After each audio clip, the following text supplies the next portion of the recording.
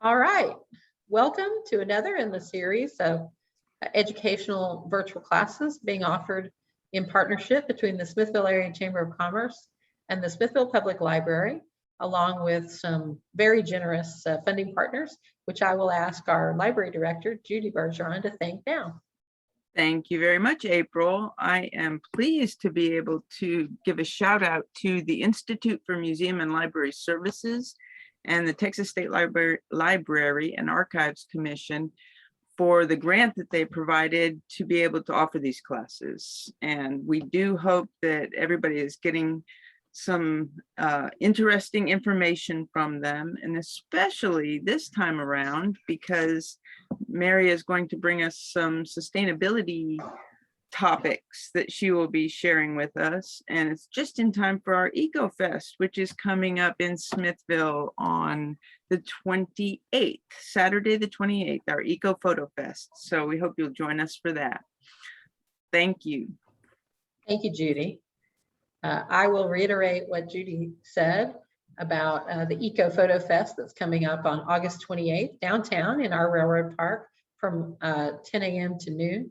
Come on down and enjoy a fun morning of sustainability activities, including a bicycle repair shop and rodeo and bird parade and all kinds of fun things. Check out more about that at smithvilletx.org. Today, we want to welcome Mary Priddy, who, as our library director said, is going to give us a great presentation. I'm going to let her introduce herself and tell you the title of her class. And I will also remind those of you that are watching live to click at the bottom of your screen. You'll see a little deal that says chat. Just click on there and type in any questions that you have. And at the end of Mary's session, she will have some time for Q&A. So Mary, welcome, and I'm going to hand it over to you. Thank you both very much. Judy, thank you for the plug there. I actually live in the thriving metropolis of Dale, Texas, so I will be attending the Eco Fest this Saturday. So thank you for giving me something to do this weekend. My name is Mary Priddy, and I am the Conservation Program Manager for the City of Austin's Office of Sustainability. And that sounds like an important title. I'm just a lady who drives around and tells people to turn off the water when they brush their teeth. So today I'm going to sort of give you sort of a history on what the Office of Sustainability is doing in Austin. I'm going to focus on some energy conservation tips, not just in your homes and businesses, but also things that you can do in your car, because we're as you're going to see from a slide that I'm going to present here in just a moment. Energy conservation takes up 99% of the emissions that we're putting into the atmosphere, be it either through heating and cooling our homes or the emissions through our vehicles as we travel. So I just want to look at some things that we can do. I think sometimes people get a little afraid. They hear words like conservation and global and sustainability, and they get a little, it can be a little intimidating, and you think, we can't come out from under this. But it's like anything. If a lot of people get on board and we do a lot of little steps, that ultimately is going to equal out to a big change and really make a difference with the emissions in our region. I want to thank April for letting folks know about the chat feature. I will tell you that I am the least technical person on the planet. I think I still have a Betamax at home to watch videos. So I'm going to get through the program fairly quickly so we can get to the Q&A. Yeah, I will have to go back and scroll through and read those questions at a later time if any do come in. So if you can, it might be best to wait until the presentation's over, because I certainly don't want to miss anybody. So without that, I'm going to share my screen now and bring up the presentation. There we go. All right. So as I said, I am Mary Kay Priddy, the Conservation Program Manager for the City of Austin's Office of Sustainability. And just real quick, I wanted to let you know what our office's mission is. We're a relatively new office. We We were founded in 2007 at the request of Austin City Council. We were known originally as the Austin Climate Protection Program. And then in 2011, a woman named Lucia Athens came on board as our Chief Sustainability Officer. We were fortunate enough to filter, there I said it, to filter from Seattle. And she, up until the point that Lucia came on board, we were just focusing on carbon. There's carbon emissions. We have to stop carbon. That's all we talked about. And she brought us into a different line of thinking, just more of a holistic approach, that we need to look at, at the people on the planet itself, and just the prosperity of the planet. So we like to call it the 3 Ps. And from that was born our department's mission, and that we just want to protect and improve Austin's quality of life now and for future generations by leading the efforts to net zero community-wide greenhouse gas emissions. Give a little definition on that in a moment. We want to make sure that everybody in the region has healthy and local food system, so that folks aren't having to bust themselves for hours and hours just to get healthy, sustainable food. And then also we understand that there are some things that have happened to the planet that we can't reverse. So we need to be resilient and then adaptive to some of those changes that are happening. A lot of people think that the climate, global warming, sustainability, these are relatively new terms, but these are things that the city of Austin has been involved in since the 1980s. I just brought up some things that we've been doing, some of our track records since 2007, when we actually were born. But going back as far as the 1980s, the city of Austin had climate awards that they would give for folks in the city that were green. We had certainly the Save Our Springs, trying to conserve the water in the Barton Springs area. We've got our Austin Energy, our electricity provider for the city. They have a green building program that just recently celebrated 30 years. So these are things that the city has been involved in for a long time. But it was actually in 2007 that the City Council made the resolution that Austin would become the leading city in the nation in the effort to reduce the negative impacts of global warming. That's a direct quote from the resolution. And that resolution established a goal of the city operations. So just how we function as municipal operations to be carbon neutral by 2020. And we're all looking at the calendar going, it's 2021. Did you make it, Mary? We came close. I can say that all city operations, as far as their electricity production and electricity usage, is carbon neutral. We're all on what something's called green choice. So that's a renewable energy source where a large portion of the energy is coming from wind, but we do have some solar in there. We do have a little bit of biomass, but a large portion of it comes from wind.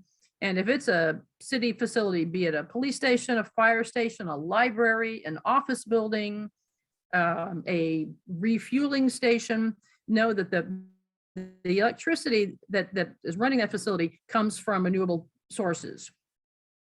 Obviously, we're working on the vehicle part of it. Obviously we have an extensive fleet, but as a municipal operations, we also have to be good stewards of citizens' funds. I mean, we can't just go, what? We want to be green. We're just going to scrap, all 5,000 vehicles that we have and buy, electric vehicles. We can't do that. So what we're doing is we're slowly phasing in, electric vehicles. We're using E85, which is, a fuel source that is a lot more sustainably produced and doesn't put out quite the emissions that petroleum does. So we're getting there. It's going to take a little longer. We're currently putting in the infrastructure in order to support more electric vehicles, and I'll talk about that a little bit more later in the presentation. But as you can see, this is something that's very important to the citizens of Austin and then the surrounding regions, such as Smithville. And so what we want to be is we want the city to be net zero by 2050. You're like, well, what the heck does that mean, Mary? Well, that means that we want that by 2050, municipal operations, the folks living in the city, in the region, to have zero emissions in the atmosphere. So we're looking to have, renewable energy in folks' homes. We're looking to have, renewable energy in vehicles. We're looking to make sure that we're recycling so that we're not putting materials in the landfill to cause the production of methane. Another greenhouse gas is, in addition to carbon, that has tremendous heat trapping capabilities. And so we're working with area stakeholders to achieve this goal. We're actually so far ahead of some of our projected targets that we recently submitted an updated climate plan to our city council, and we're actually going to move this up to that we're hopeful to be net zero by 2040. So that's quite a jump to take that 10 years off, especially when you consider that we're barreling towards 2022. So this is just 18 years away. And when you're 2 years old, 18 years is a long time. When you're working, to hit a goal like this, that's not a lot of time. So we talk a lot about, I've been talking about emissions. So what are the things that produce these emissions in Austin and in the surrounding region? The big one is energy use. It's Austin, it's Smithville, it's Central Texas in August. Obviously we cannot turn off our air conditioners, so we need to find ways to adapt and make the energy that runs those a little more resourceful. The second are fossil fueled vehicles. I always have trouble with that statement. And a lot of people are going through the same problems obviously the city are. Nobody wants a car payment. You've got a car you've had for 10 to 15 years. Perhaps it's not the most fuel efficient vehicle, but it's yours and it's paid off. And that we understand that. So working to put programs in place that we can help citizens get to some of these more sustainable features like electric cars. We can't just stand back and go, hey, we're the city, we're telling you to be greener, if we don't give you the information as to why you need to be greener and then the tools in order to do that. So that's something that we're working on. I mentioned methane earlier. It's when I talk to people about the importance of recycling and keeping things out of the landfill, I think we're such a visual society that when I tell people emissions from a car, they get that. You start a car, you see the exhaust come out of the tailpipe, and you go, that can't be good. That you can see that emission, you can smell that emission. It's something that you can wrap your mind around. But when you think of the landfill, when folks take materials to the landfill, what do? They dig a hole, they put the materials in there, they bury it, dig a bigger hole, more stuff, that those things are going to break down. And when those materials break down without the presence of oxygen, that produces a gas, that's called methane. If you're old like me, if you remember going to what we called the dump instead of the landfill, it's that unique smell that the landfills have. And that gas, depending upon which scientists you talk to, can have anywhere from 40 to 60% of more heat trapping capabilities than carbon. So, you don't see it, you don't really understand it, but it's so important that we keep things out of the landfill because that methane is doing terrible things to the atmosphere. And then the smallest one on the scale is the industrial processes that related to just the semiconductor industry here in Austin. It's something that's very important to our economy, but it's also something with the water usage that's used, the electricity usage. It can have a big burden and a big impact on whether the city achieves their carbon neutrality goals. So every 5 years, the city does what's called, we do our carbon footprint. And that's 2017. So we're actually gathering information soon for next year's. And carbon footprint, the easiest way to describe it is it's like starting a diet. You know, what's that horrible thing you do when you start a diet?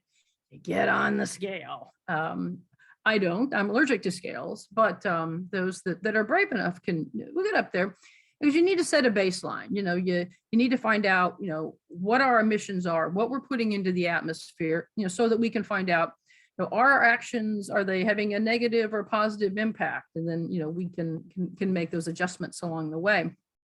And in 2017, as you can take a look, as I said earlier, you know, energy from our buildings and then transportation, it makes up the bulk of it. 51 and 39%. And so we were putting, approximately 12.5 million metric tons of carbon into the atmosphere in 2017. So what exactly does net zero in 2050 mean? Well, we've been working to establish benchmarks and goals that we can hit. And so we've been setting interim goals. And as I said, the first set of goals that we wanted to hit, we wanted to reduce emissions by 22% by 2020. As I said, we did that. We went past it. We ended up with 31%, which is what gave us the confidence to suggest that maybe we can move that goal of 2050 up to 2040. And what that 22% what the savings did, that dropped us down to from 17 to 11 million metric tons of carbon. So it's definitely having a very definite impact. As you can see, we'll the blue on the screen are our energy emissions. The orange is transportation. Then we have so I talked to processes, and then waste management. So the other two on the scale that I talked about earlier. As you can see, the one that we're having the biggest trouble is transportation. Not only is Austin growing, but it's growing out. As I said, I live in the Bastrop area. I've lived there for 30 years. So I've made concessions. I've gotten rid of my dryer. I hang everything up outside. I've purchased a vehicle that has runs on E85, so it's more efficient. And then certainly now, working from home a great deal more than certainly we have in the past with because of the pandemic. But I mean, it's tough. This city was not initially designed, or this region wasn't really initially designed to get people out of their cars. So that's why it's so important that we stress the importance of taking public transportation where you can, carpooling. The city is putting a lot of money into bike lanes. We're just again making sure that we give people the tools that they need to be successful, because we certainly can't tell somebody that lives in Smithville but works in Austin, hey, yeah, we're going to be green, you can't drive your car anymore. Now that individual needs is they need to provide food for their family, they need to pay their bills, and so it's we need to help them to if we want to achieve these goals. So some of the things that the city is doing in order to help bring the emissions down is by 2030 we're looking to retire the coal-fired plant in Fayette. We're on target to do that, and some of the studies that have been done from the emissions from this are just amazing. I read one on some pecan trees that had grown out there for years, and about 10, 12 years ago, they just stopped producing. And they, in dissecting the trees and looking into it, it's a direct result of all the emissions that are coming from this plant. So, it's important that we do this for the environment, not just for the air that we breathe, but also, for food supplies and just folks' general health. Another thing the city is trying to do is they're looking to get 65% of our energy needs from renewable sources by 2027. And we're well on the way. When the plan was initially developed in 2007, it was only at 40%. And, this is through programs like Green Choice, folks are able to purchase renewable energy. They're seeing the benefits from it. I'm going to show a slide here in a second on solar panels, and just things like homeowners associations are not being as strict and stringent as they had in the past about things like this. They're understanding the importance of this and what they mean to our city and then our region as well. They this is that slide, and it's just in the past just trying to get businesses or homeowners to take advantage of some of the tremendous opportunities with regards to funding and grants and rebates from not just the municipal level but the state level and the federal level to put solar panels on their home. One of the biggest stumbling blocks where people were just like, they're ugly, and now, just as anything, as you develop something more, as technology improves, it seems hourly, they're smaller, they're more efficient, they don't have to be placed in certain positions, and they're just becoming more readily available and accepted. So I said, I live in a tiny little town of Dale, Texas, and we actually have a wind turbine in our yard, and it's pretty neat to get your electric bill and see a negative number. It's nice that you can, then obviously we're able to pull power from the grid when we need it, but it's certainly something that is a good selling point for people and something that people understand and want to take part in.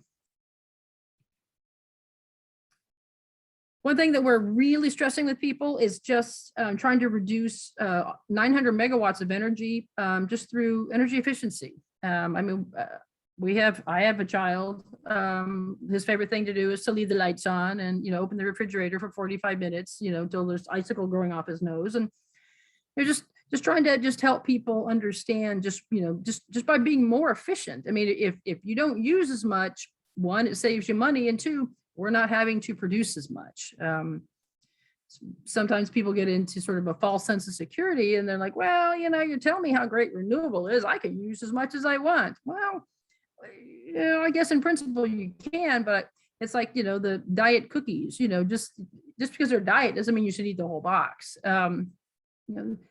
So we still want to talk to people about, making sure that the energy that they have, they're using efficiently, for their benefit, and then also for the environments, and not just at homes, but, in businesses as well. And just making sure that we give them the information that they need and the rebates that they need in order to get the proper equipment so they can be more efficient.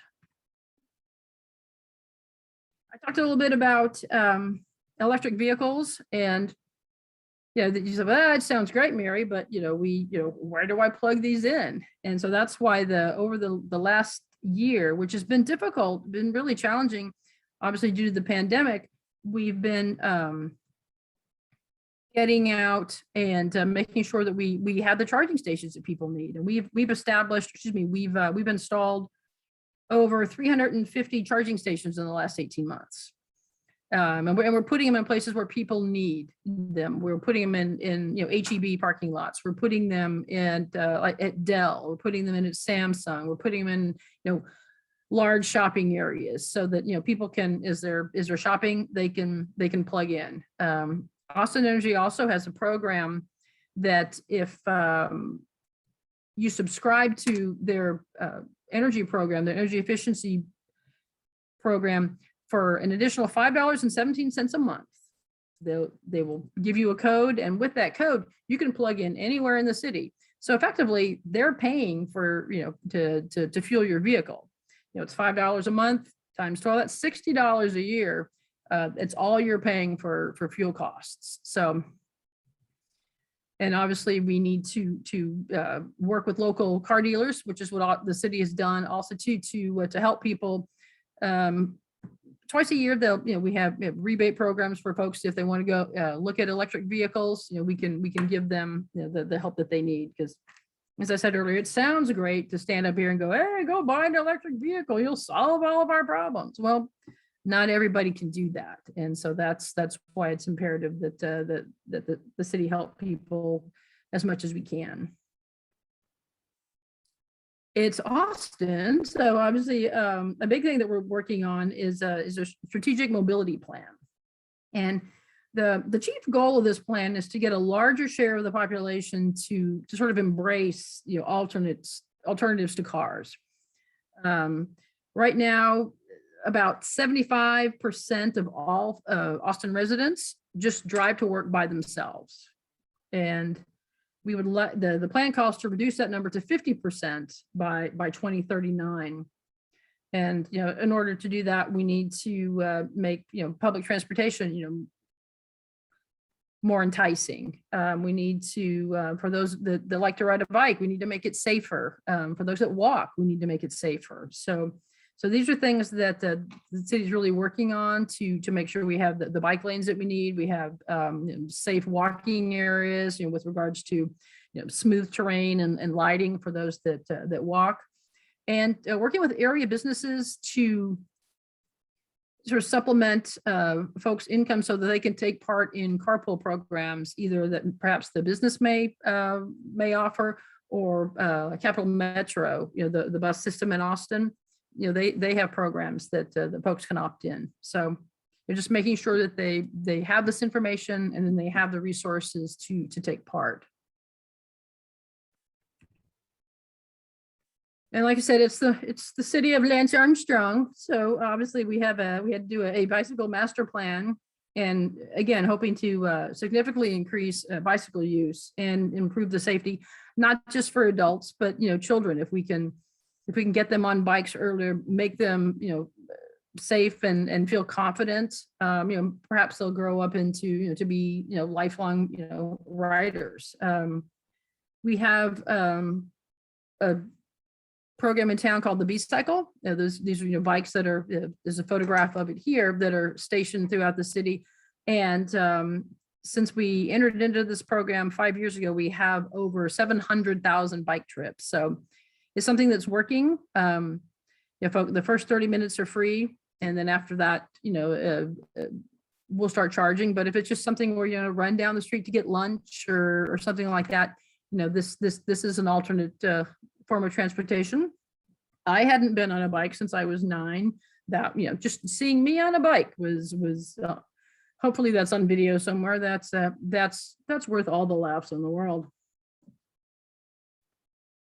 We talked a little bit about, I know I'm going to do a deeper dive on this next week. I've got a presentation scheduled on zero waste, but just to know that it is something that the city is very dedicated to, and understand the importance of. Our resource recovery department, which is our waste management services division, they've got a zero waste goal of 2040, and so what that means is that by 2040, they want to divert 90% of materials from area landfills. Now, we understand that, there's some things you just have to throw away, and but just really increasing awareness about recycling, reusing. We've got a curbside composting program that we recently completed the rollout to residents and businesses in certain sections of the city. So, as I said, just making sure that people are aware of these programs and that they're able to take part. So, if we do what we've talked about, our projections are that we will go from 12.5 million cubic tons of CO2 in 2017 down to 8 million by 2030. So what's so interesting about this is that you see the transportation gets bigger. And as I said, it's tough, getting people out of their cars. It's hot. It's, that's why we're working so closely with Capital Metro to to put in more routes. So you can't ask somebody to stand outside for 30 minutes in 100-degree weather and wait for a bus because it's the best thing for the city. It's not the best thing for that person. So we that's going to be the challenge for the city is and everybody really in the region, since our area is growing so quickly and it tends to be growing out as opposed to up, like some major cities. But yeah, still by 2030, that largest percentage of our countywide emissions will come from our transportation sources.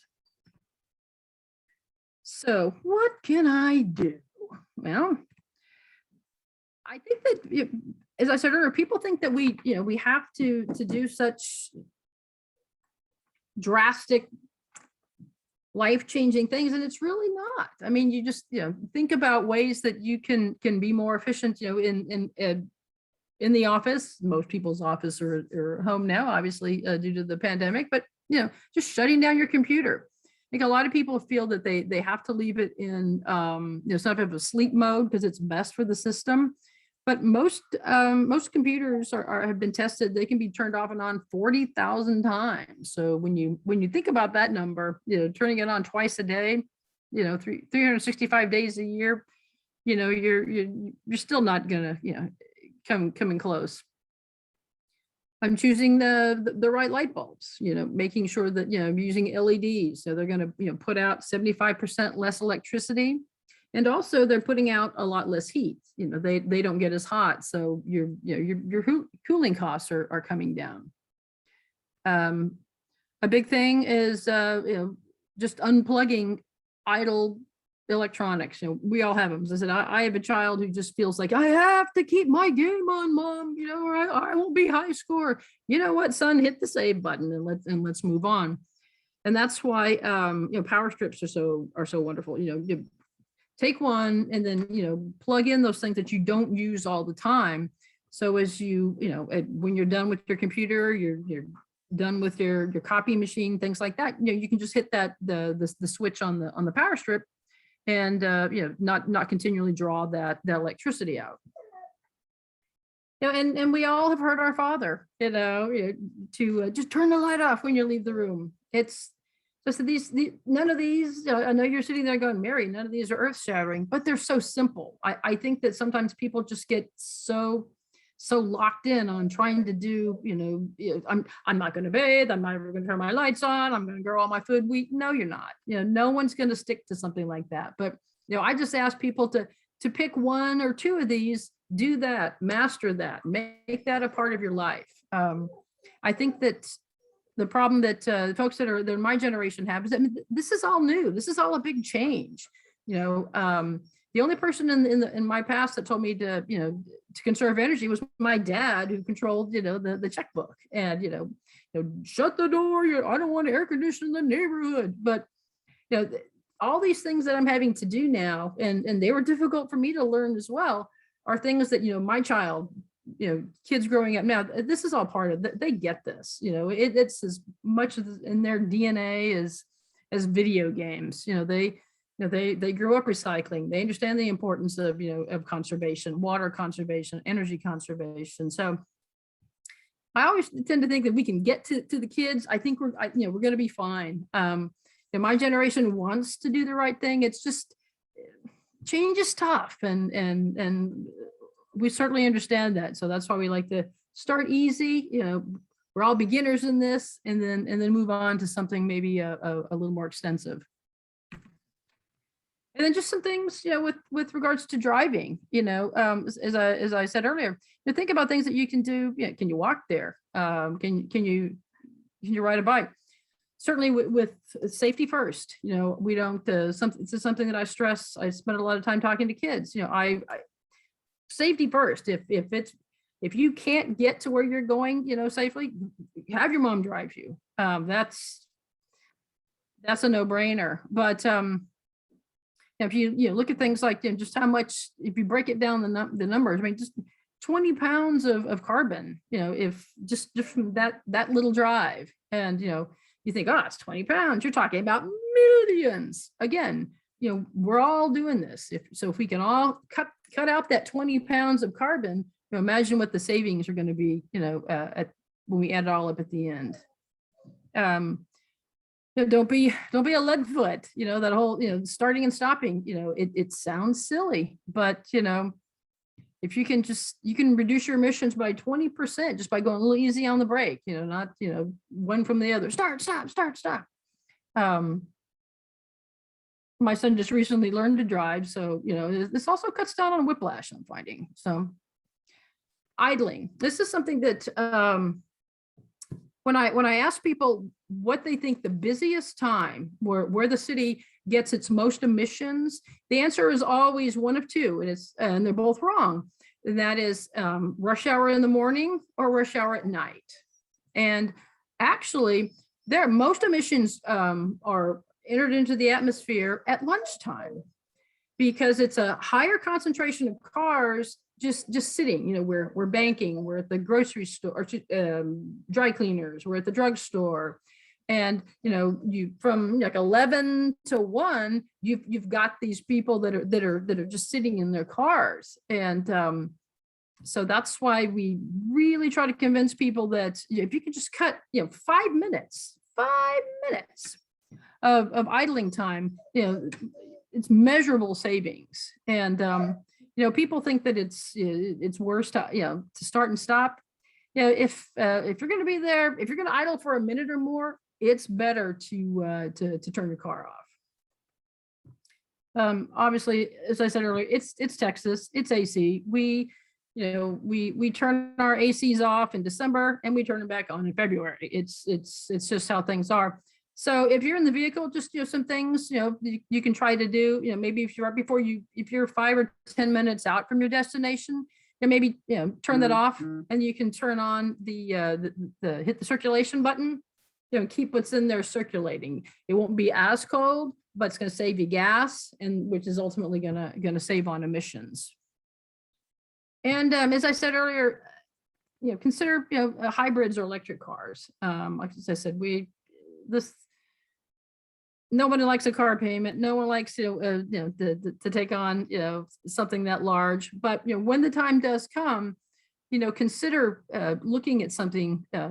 If you're not feeling completely comfortable buying an electric car. I will say that it was something that I was hesitant to do and still haven't done, because I do have such a long drive in.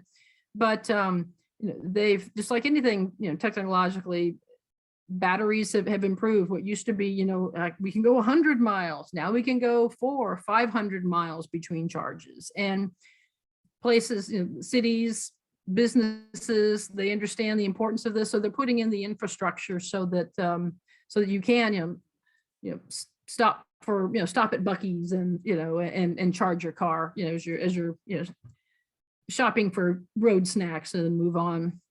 And, as I said, it can really have a measurable impact if we can start getting folks into more fuel efficient vehicles, or, if using renewable energy type vehicles, because especially if that, as the vehicle charging stations that the city is putting in place, they're all powered by solar energy. So there is absolutely no emissions going into the production of that energy. And then if we can plug them into use that energy to power electric cars, there's absolutely no emissions from the production of the energy, as well as the usage of that vehicle. So that's it. As I said, I wanted to kind of jump through that pretty quickly. Typically, I find that people attend these presentations have a specific question that they'd like to ask. So let me unshare here. And if you guys have any questions, comments, don't like my hair.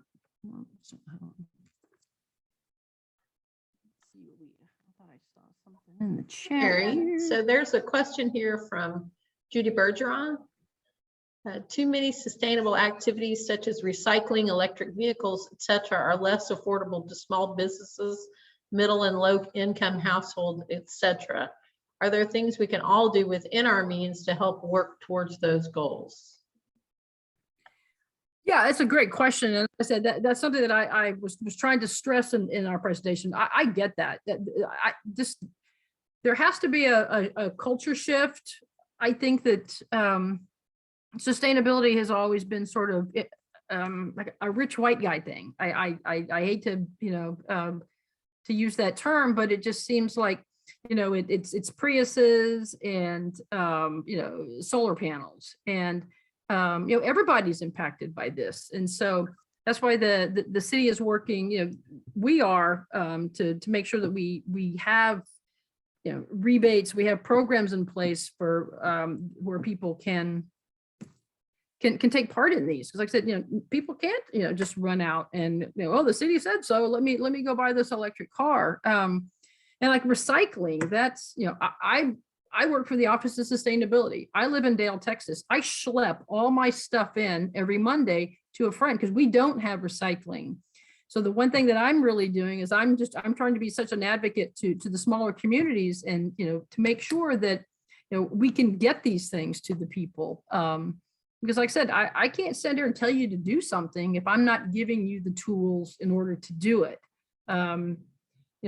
Sadly right now there is a disconnect, that there is kind of a chasm between, the haves and the have-nots. And I know that the city of Austin is working to bridge those through like our composting program, our recycling program. We have the one-stop recycling essentially. It used to be you had to separate everything. Now you just throw everything, in your container, and they do the separating, at the facility. But it's working with schools too, making sure that we're recycling at schools. We're helping area schools get more sustainable transportation. There obviously we can't. We're working with like AISD with the special needs kids. I mean, we can't turn the bus off on with special needs kids, but so making sure that those buses that are taking those children to and from school are electric, so that we can keep that air conditioner on and make sure that they're comfortable. So I know I just kind of skirted all around that. It's a big problem, Judy, and it's something that we understand. It's just taking a big shift to make sure that we can get resources to people. That's why the city every twice a year we have rebate programs for people that we're looking to buy electric vehicles. We offer them as as a city employee, and then also there's things that grants that they can get, or rebates they can get from typically the state level as well. It's just we need to funnel a big chunk of the money back to those communities, and working on it. It's just taking some time. So we have another question here, Mary, from Jill Struby. Have you run into business opportunities that allow residents to bring their recyclable products to a local business that will turn them into something new, for example, glass, tires, etc.? We actually have something in, it's actually a city building. We have, it's our hazardous waste materials. And folks can bring, whatever they have. They can bring glass, they can bring paint, they can bring concrete, they can bring styrofoam peanuts. And what these facilities do, we have two of them. We have one south and one north in Austin, and they'll take those, like the paint, for instance. They've got 3 different shades. There's like an off blue, there's an off white, and there's an off green. And so they mix all this return paint. So you're not exactly, if this is something you're going to do on the inside of your house, not a good idea. But if it's, if you're going to, paint, like a garage or a doghouse, or I do a lot of animal rescue work. And so we'll go get paint, and this is all free. So you go to our hazmat location and get these things, and, we'll go paint the buildings at animal rescue, at dog shelters and things like that. Like crushed glass. You can take glass, or they'll crush it so folks can come and use that to zero-scape their yard, so we're not using as much water. I run a program through the city called the Austin Green Business Leader Program, And I'm starting to get, like I got a notice today from a gentleman who wants me to come out and take a look. And that's what they do is they want people to, it's a concrete company and they want people to, as they're like replacing, steps in their yard or, whatever they may have some, excess concrete for, they can take that and they can turn that into something. Austin has a series of, it's like a little co-op of artists called Blue Genie, and they'll take anything. And what Blue Genie does is they take those materials and they make art out of them. Like every year, that program I just mentioned, the Green Business Leaders, when I give awards out, I go to Blue Genie and ask them to, make me planters, and it's all done with like driftwood or repurposed glass. So, like anything, people see a business opportunity and they'll take advantage. And we're really starting to see that now in Austin. I think, part of it was born out of the success of our hazardous materials programs. People recognize, hey, we can make something out of old paint. We can do something with this old glass. We can compress that styrofoam and give that back to local businesses to use as packing material. So it's certainly something that we didn't see a lot of, but in the last probably 2 or 3 years it's really starting to trend in that direction. So Smithville does have a recycling center as well as a hazardous waste materials facility. Do you have any tips for business owners to help, not only for the business owners themselves, but for businesses as a whole in rural communities to really educate our business community on the importance of recycling and using local facilities? Do you have some examples of what you've done to encourage folks to use those local facilities? As I said, I have the Green Business Leader program, so word of mouth is just invaluable. Just telling businesses what we have, and they'll let others know. We do workshops. We have newsletters. We're certainly very active. Social media. I mean, it reaches so many. But it's a slow process. Like I said, this was something that took forever for us to sort of gain a hold on. And obviously now with, and I hate to keep harping on the pandemic, businesses are when I would try to go out and speak to them on these matters, like, look, man, we got enough problems. We're at half capacity. I got other things to worry about than how green I am. But and I would be happy to, if there's something that I can do, my job is to help in this region. So, if I can come out and talk to the businesses or, put some materials together, I'm happy to do that. But as I said, it's word of mouth, and I know that sounds like a cop-out answer, is typically the best. All right. Well, we don't appear to have any other questions. Those of you that are watching, are there any other questions you'd like to pose to Mary before we end the class today? You feel free to, you can also just pop in, turn on your video and ask a question if you don't want to type it in. And my email address is right there. That's why I left that I can, April should have that. And then if there's something maybe you just like to talk to me about, in private, happy to do that as well. So shoot me an email. I am here to help. So please use and abuse me. Thank you, Mary. That was very interesting. I am excited to hear that our largest regional urban center is on target for 2040, which doesn't actually sound like that far away anymore when you consider where we are now. That's pretty exciting. Yeah, because when I took this job in 2007 and they're talking about 2050, I'm like, oh my God, I'll be dead then. But then things just technology is a wonderful thing. I mean, everything that I've said, there could be some 10-year-old kid sitting in a basement somewhere, who knows, coming up with a Scrub-O-Matic 10,000, that'll take care of all this. So, I mean, we just got to keep doing what we're doing, keeping, and yeah, I think we'll be fine. Thank you, Mary. I really appreciate your insights today. I have had another question just come in asking if we can share your slides. So if you don't mind emailing those to me, we'll include those when we when we upload this presentation, the video presentation. So for those of you that are watching, go ahead. I was going to say that would be the first thing I do when we get out of here, send them to you.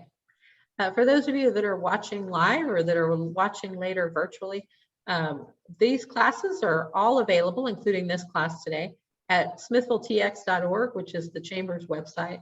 Also on the Facebook page for the Smithville Area Chamber of Commerce and the Facebook page for the Smithville Public Library. So Mary, again, thank you. And we'll see you again for your next class, which I believe is on the 25th, also at noon. So until then, yes, ma'am, we'll see you. And we've already mentioned see you on Wednesday. And if you are watching now, Eco Photo Fest is coming up again, just as we said at the beginning of the presentation, on the 28th from 10 to noon. Okay, thank you. That's the end of the class. Thank you, everyone.